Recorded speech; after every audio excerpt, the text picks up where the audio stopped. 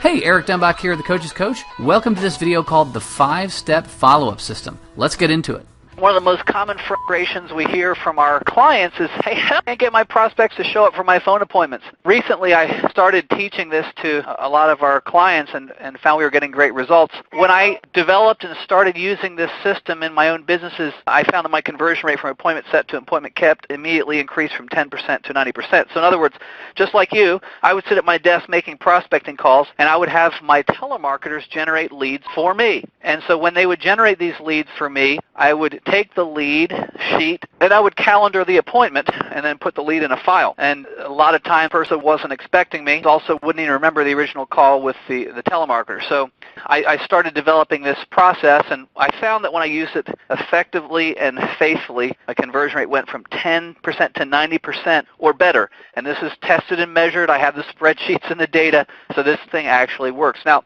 let's go to the relational equity bucket slide. I want to explain to you just the theoretical concept behind this whole thing. Everybody knows that the best way to get business is through relationship marketing, referrals, strategic alliances, host beneficiaries, and the like. When I was in Savannah, Georgia recently, I gave a session there at the conference on the service profitability chain, which was based on an article published back in the mid-90s in the Harvard Business Review. And to make a long story very short, the premise of the article was that if you want to make a lot of profit in any service-based business, you have to do so by having very, very happy clients who tell their friends, because that cuts down on your client acquisition costs. But in order to do that, you need to have happy clients, you need to have happy service providers who make your clients happy. In order to have happy service providers or staff or your team, they need to be making really good quality decisions and delivering good service. They need to do that because they really believe in the future of the company and they feel empowered to deliver good quality service. So I taught a whole session on that. But the point I want to make here today is that in all of our businesses, our coaching businesses, we have some mergers and acquisitions clients on the phone today. In all of our businesses, we make money when we get high-quality clients coming to us that we didn't have to pay a very high acquisition fee to get. So we know that. The challenge is it can take 2 to 4 to 5 to 10 years to develop the kind of brand you need in your local community where you're getting the level of volume of new client engagements without much effort on your part. And I found that it can take a long time. In fact, some businesses never really get there. And certainly, even if you've been in business for 5 or 10 years or have a firm that's been around even for decades, if you're going to have any kind of an aggressive growth trajectory, you usually have to do something beyond just waiting for referrals and strategic alliance relationships to deliver new business. So we use the concept of a relational equity bucket to understand what we're really facing here. When someone gives you a referral, when a strategic alliance passes a lead to you, you understand that the relational equity bucket is already full, at least 80 or 90% of the way. In other words, if you get a referral and you're able to close a piece of business, you're doing so because all of the hard work to fill that bucket, the relational equity bucket, full of trust, which is the currency of business in relationships, was already done by the person who passed you the referral. So it's much easier, much more convenient, and much more enjoyable to close a piece of business that comes to you as a referral because you're doing the last 10%. Basically, as long as you can make a good presentation about the quality of your service, you look, sound, smell credible, you're going to get the business because it's coming to you that way. The challenge, and this is where a lot of people struggle, is going out into the marketplace and really driving a marketing effort where you don't have a lot of momentum. And so the relational equity bucket says, if I'm starting with a stone cold lead, I've got to understand I've got a much harder job ahead of me to fill the relational equity bucket quickly with trust to the point where they're going to trust me enough that the bucket will overflow with cash in terms of new client. The good news is that when you're dealing with a brand new prospect, even though the relational equity bucket is essentially empty, the good news is it's not filled with negative stuff. So it's a double-edged sword. And what we've found over the years is there are a couple principles that you can really take on board, and there's some things that you can manage carefully in your internal operations to quickly fill the relational equity bucket so that the relationship building process goes much quicker and that bucket gets full enough to the point where they're ready to stroke you a check. Now, the number one principle is do what you say you will do. When I first was getting into business years ago, a mentor, actually I walked into his office and I saw these letters hung up. He actually had a wooden hand-carved plaque, DWYSYWD, do what you say you will do.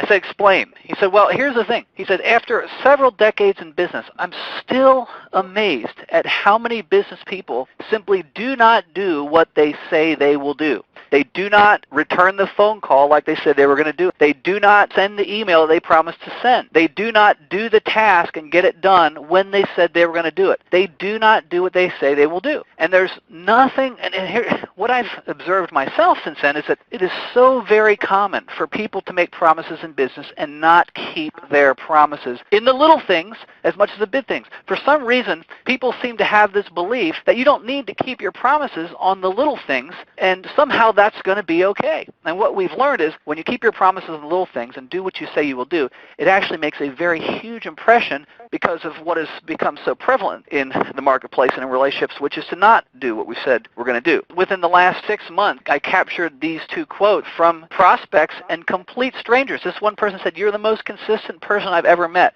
And he said that because we had been having this email, phone call, voicemail trading process that went on for about 2 to 3 months as he was considering buying. And he said in this email, he wanted to say, "You're the most consistent person I've ever met. I have never dealt with someone who's so meticulous about doing what he said he was going to do in terms of showing up when he said he's going to show up, calling when he said he's going to call, emailing when he said he's going to email, and do what he said he's going to do." I got another email. And again, I'm building my business just like you're building your business, and I'm prospecting and working the phones and doing all that stuff just like you. And I got this email from a client that said, "I admire your tenacity." People admire this consistent, thoughtful, deliberate, patient process of relationship building, even if it takes 2, 3, 4, 5 months. Just literally within the last day, a new client came into our firm, and he said, "I've been talking with Eric for the last 3 or 4 months, and the level of professionalism and consistency just spoke volumes about the company." Now, look, do we get it right 100% of the time around here? No, not at all. Not at all. But the beautiful thing is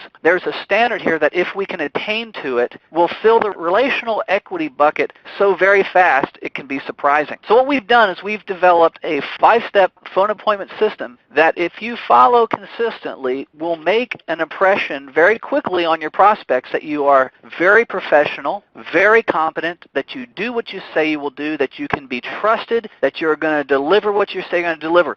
Again, the thing that you've heard a lot of times, I'm sure, is that because we are in a service-based business, we are selling an invisible, we're selling an intangible service. The only thing people can use to judge what kind of service they're going to get after they write the check is what they experienced before they write the check. They can't touch and feel what we do. And so how we interact with them in the first couple weeks as we're building the relationship sets the tone for the whole thing. So what we recommend is this 5-step appointment system, and here are the 5 steps. Email, cell phone, intro packet, email, phone appointment. Now, I'm going to go through those in more detail, but what I want you to remember is that when you get leads, you need to be willing to invest time and money to develop this relationship. I probably don't need to tell you this because you're on the phone, which tells me something about your commitment to your own success, but I'm amazed at how many people can't be bothered to be on time to the appointment at the date and time it was set. We literally have people tell us, we've got some good quality appointments, but we burned them off because we didn't show up to the appointment on time.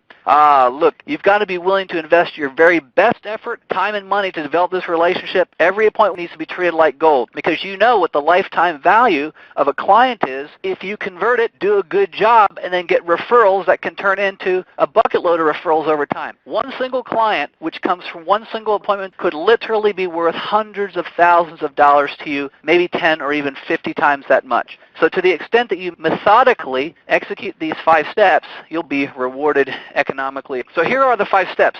Step 1 is the email. On the same day you get the appointment, we recommend that you send an email with the following essential elements. Hey, thanks so much for talking with Tony from my team about your business. It sounds like you have really a great thing going. Now, let me just press pause. As I take you through the scripting on each of these 5 steps, I want you to know that every word, not just every sentence, every paragraph, every word has been written with a purpose. I've been very strategic about what I've put here, so I'm going to unpack the language and why we're saying what we're saying the way we're saying it. Hey, thanks so much for talking with Tony from my team about your business. Okay, it's Tony from my team. We're a team here. We have a very warm, collegial, passionate team that we're working with. So you were talking with Tony from our team. It sounds like you have an excellent thing going. So in the first paragraph of this email, you're congratulating them, you're affirming them. One of the things some of you have probably heard me say before, it can be very lonely being a business owner. It's possible for business owners to come to work and not hear one good report from anybody all day long about what they're doing. The banker calls and has bad news. The accountant calls and has bad news. Clients and customers call and there's just complaints and bad news. Team members are disappointing and there's just bad news. And then because you were there till 7 or 8 o'clock at night at the business center, you go home and it's more bad news at home.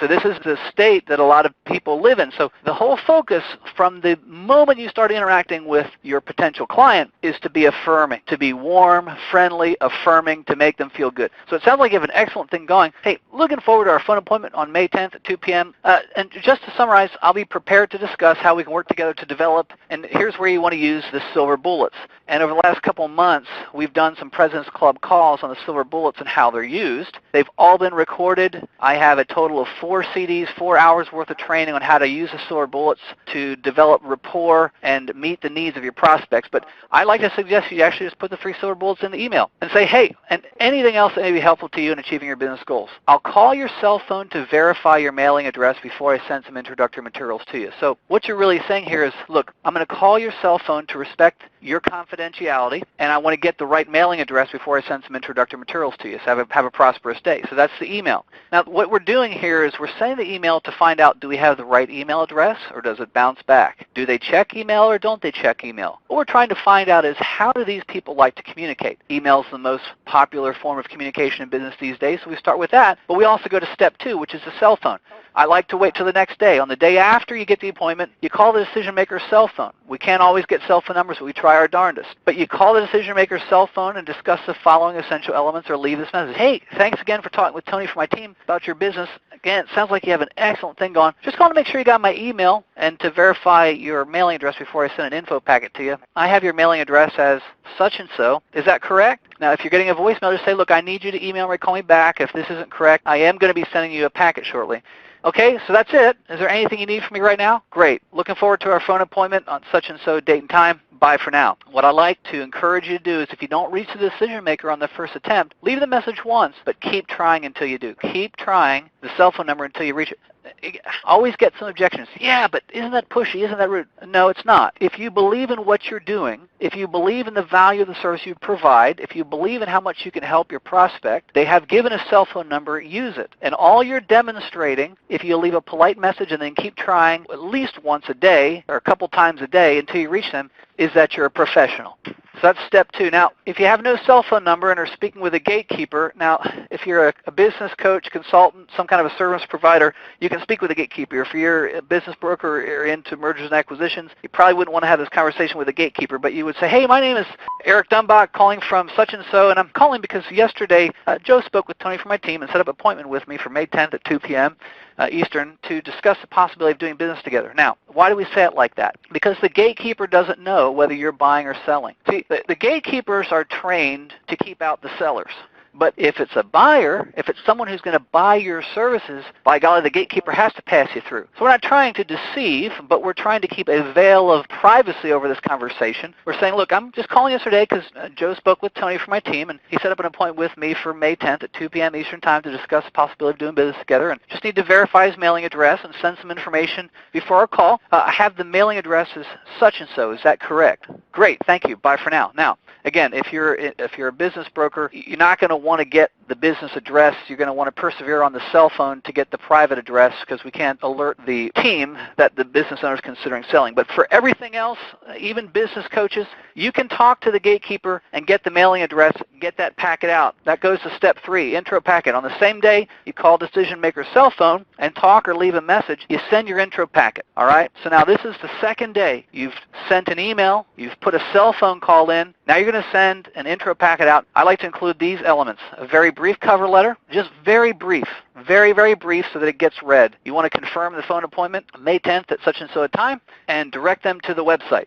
I like to encourage you to include in the packet a one-page bio that sizzles. All right, now here are the guidelines that we like to recommend for the bio. You want it to feature your accomplishments. You want the bio to feature and highlight your business accomplishments, and the best business accomplishments are ones that can be quantified. So numbers, percentages, that sort of thing. So that's what you want your bio to feature. I also like to include a few personal things, but you want a one-page bio that presents your accomplishments. Use a bulleted format. People don't have the patience to read paragraphs of prose, so use a bullet format and highlight with bold and underlined text the most salient, powerful, impressive points in your list of accomplishments. It's also good to include a page of client testimonials and references because, again, what you're doing here is you're trying to fill the relational equity bucket. And since this isn't a warm lead coming to you as a referral, the next best thing you can do is put forth credible client testimonials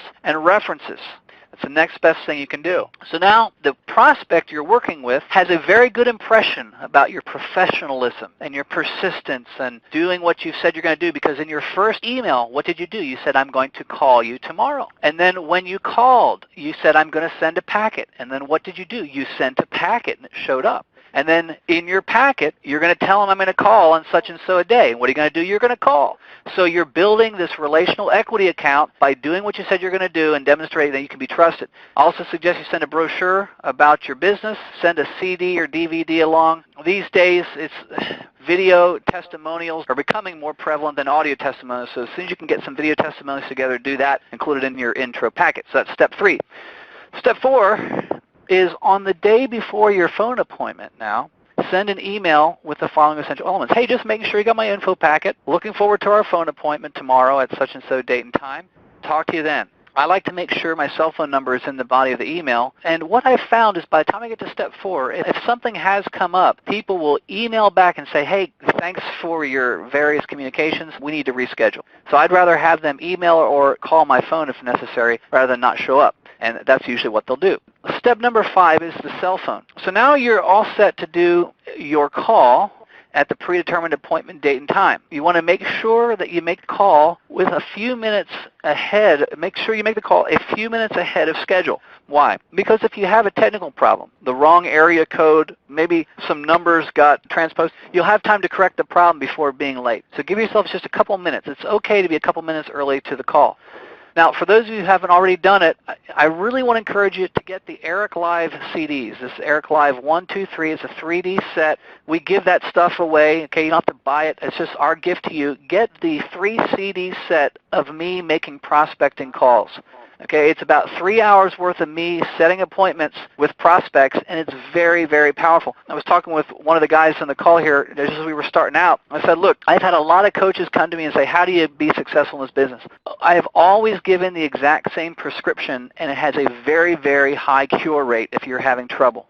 Okay, but here it is. This is a very simple prescription. If you're having trouble making the sales, this is what you need to do. Here's the prescription. You want to spend 4 hours a day on the phone and set 2 face-to-face appointments with prospects, or whichever comes first. So if you get 2 appointments face-to-face with prospects, congratulations. You can get off the phone and procrastinate and do other things. Okay, if you have to spend 4 hours, you don't get it, fine. Just stop, do other things. You've lost your mojo for the day. That's okay. Go do other things. Start again tomorrow. And listen to the copies of the Eric Live CDs, because what you'll hear is you'll hear all the languaging, hear all the ways to effectively interact with prospects. And I also have a phone mastery CD which reinforces all of these skills and disciplines. So my point here is, if you'll spend the hours on the phone calling prospects on a regular basis, you will book the appointments that you need to close the business and get the cash flow that you're looking for. And for the coaches on the call today, after your in-depth discussion on at least 3 silver bullets, you want to book both the complimentary coaching session and the seminar registration if you're doing seminars. If you're doing seminars, book both. And the positioning on that is, look, here's what I suggest we do. It's clear to me that we can really help you. But what we need to do is get you into 2 events next. Now, the first event is a complimentary coaching session. The second one is a free seminar. And the reason we want to do both, Mr. Prospect, is because there's 2 things that are true about every business. The one thing that's true about every business is unique, and has its own set of challenges, strengths, weaknesses, opportunities, and threats. But the second thing that's true about every single business is also exactly like every other single business in certain ways. Every business must make sales. Every business must manage costs and make profit. There are generalized principles that are true of every single business. So we want to do a complimentary coaching session with you to go over the uniqueness of your business, and we want to bring you to the free workshop where we can teach you the generalized principles that we use to increase the profitability of businesses. So book them into both. So that's step number 5, the cell phone. So you've had your phone call, you've discussed the silver bullets in detail, you've explained the solutions that you're going to use to help the business owner achieve their goals, and you've booked them in. Now you're ready to go out, make the call, and close some business. Now, what do you do if after all that they still don't show up to the callback?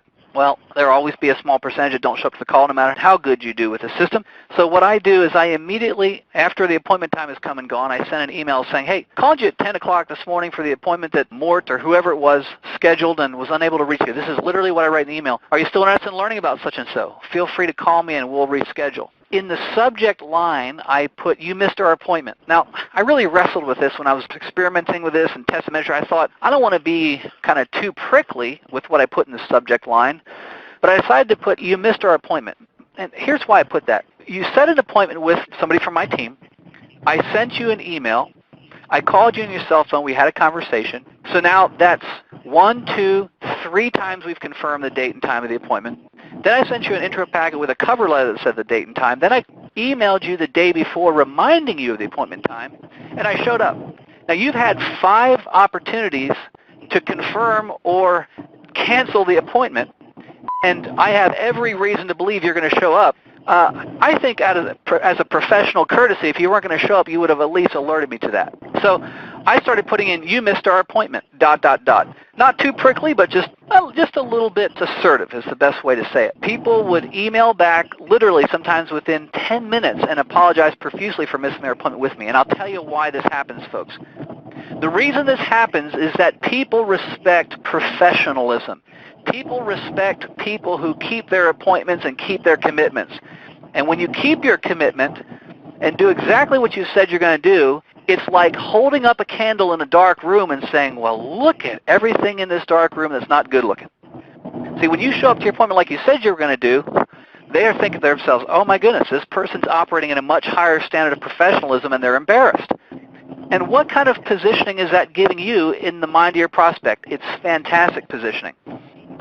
So, please send an email if they don't show up, but if after all that they still go dark, what do you do then? Well, my practice for years, literally, has been to continue calling them until I finally do reach them. And usually what I do is I call these numbers about twice a day, once in the morning, sometimes midday, sometimes late afternoon. In order to avoid appearing desperate, I leave a message in the morning in the first half of the week and a message in the afternoon during the second half of the week just to remind them of why I'm calling. But on all the calls in between, I'll leave no messages. And with this level of perseverance, I eventually reach them. Listen, folks, here's what's hard for some people to believe. They always thank me for their perseverance.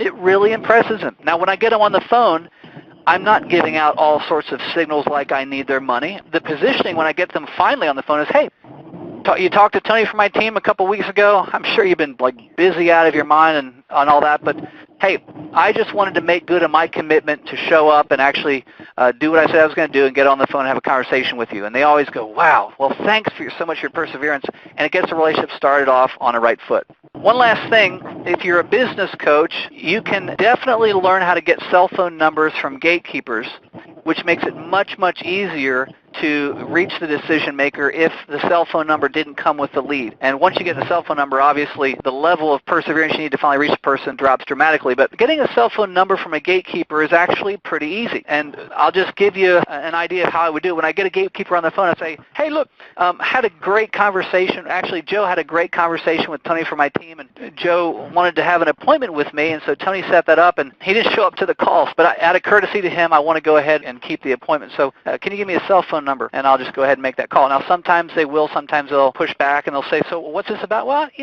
It's actually a personal matter, a personal business matter, and I think if I shared it with you, I'd probably be betraying a confidence. But I'm sure he'll share it with you. Are you his business partner? Because if you're his business partner, I can probably get into it with you. No, I'm not his business partner. Okay, well, no problem. I'll just give a shout on the cell phone and leave a message there if that's all right. Yeah, sure, that's all right. So does that work all the time? No, it doesn't. But it will work a good percentage of the times, and you can get the cell phone number, and it becomes a whole lot easier.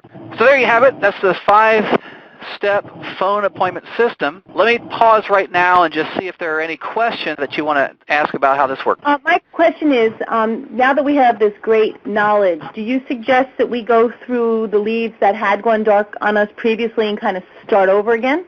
Absolutely. Yep, absolutely. The ones that we get that are, mail information or fax information? No, I would not use this process because they haven't really made any level of commitment. So all I would do is I would drop them down to the level of activity that you would do with someone who's gone dark. Try to reach them. Yep. That's a good question.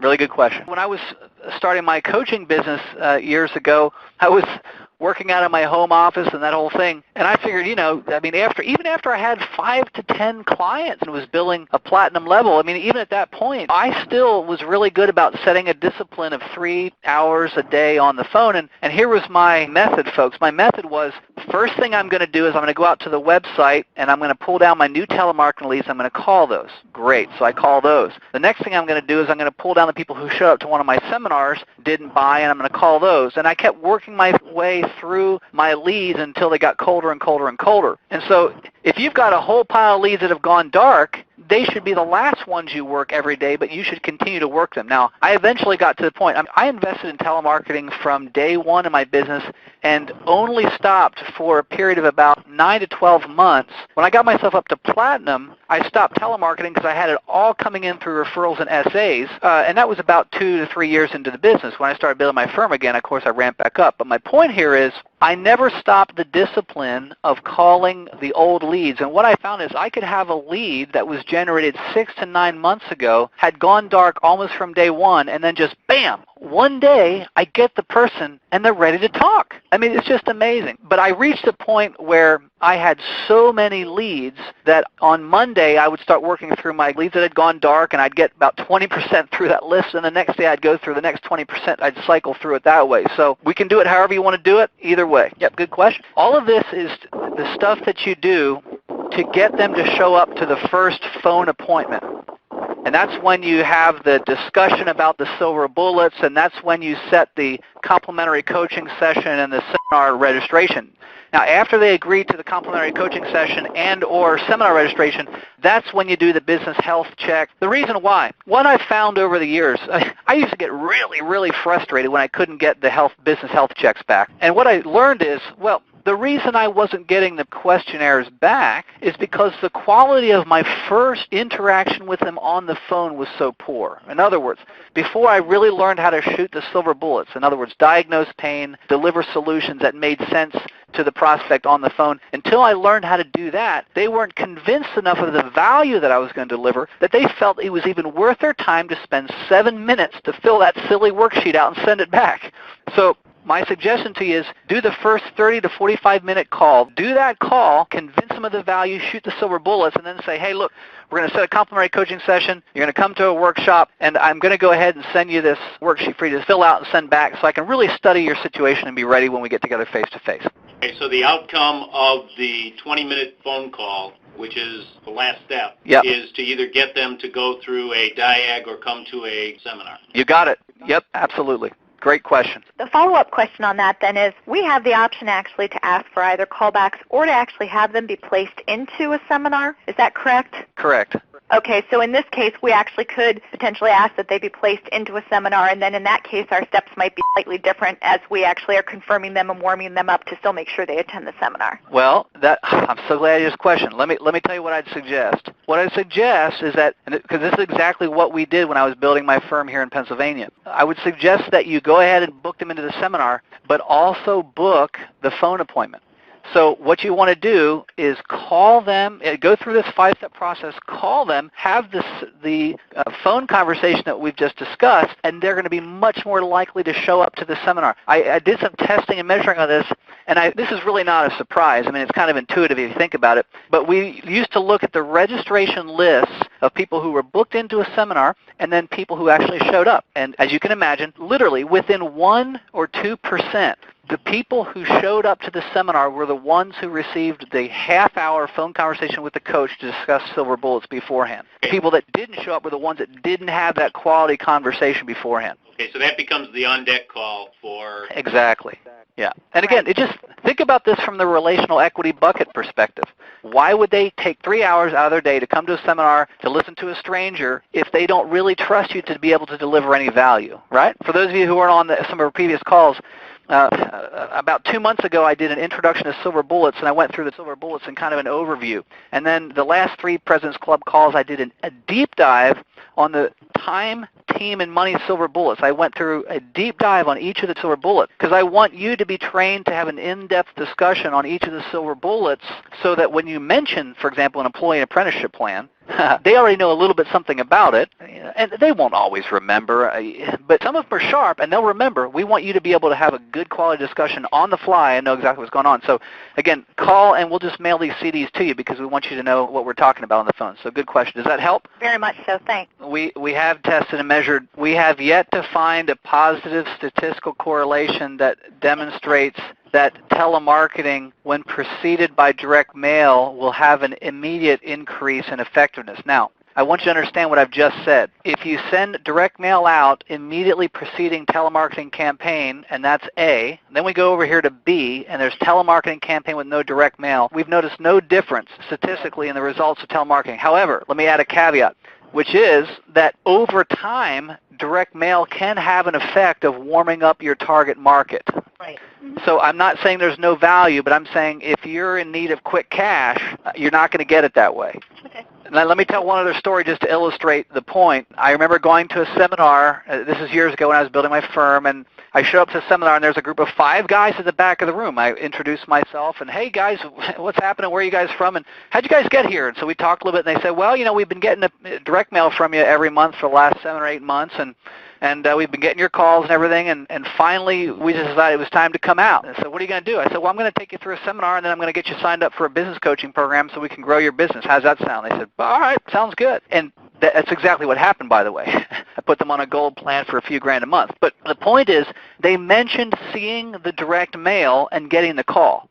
So it obviously made some impression, and over a 7 or 8 month period of direct mail, did it help? I just know in the short term, it really won't help much. So awesome. Good question. Go ahead, Wayne. Well, I was just going to verify the thing about persistence.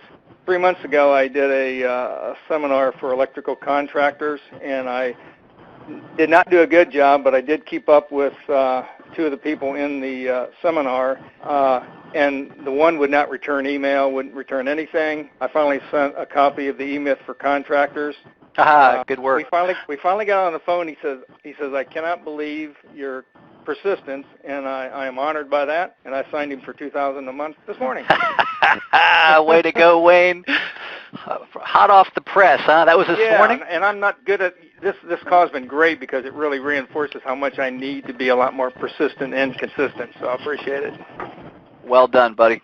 Other questions? Have you, in your testing and measuring, have you noticed any correlation between when you get a call back or when they talk to the telemarketer versus how long the callback is scheduled in terms of, is it 5 days later, 10 days later, and is it become more or less effective as the time frame goes out? That's a good question. Let me tell you, we used to try to set calls like 2 to 3 days out. And then finally, we just said, look, if we set the call 2 to 3 days from now, there's going to be a high probability that they won't really remember that much about the conversation until you remind them of the silver bullets. Oh, yeah. Okay, I kind of remember talking about that. And so we thought, well, look, what's better? Is it better to have that or to set it 5 days out and give you time to just inundate them with all these professional touches and warm them up, and then 5 days they may remember a little less about the conversation, but at least you've made all these touches. So it just seems to be working better for people. We now have a rule that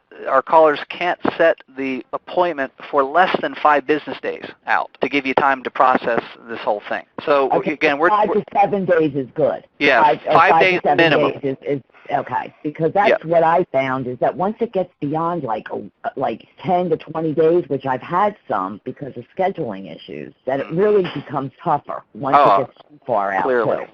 Yeah, clearly. Yeah, good question. Yeah. Is there a day of the week that is bad to set the phone appointments for? Or is there a better day to set the phone appointments for? Well, the only thing I'll say for sure is I think Monday mornings, first thing Monday mornings are probably not so great because people are just getting their week started, getting crews out, getting teams started. Beyond that, no, not really. I mean, even Friday afternoons, a lot of business owners are back in their office just kind of tidying things up to go into the weekend, and so we catch them there. So there's not a lot that I would say about that.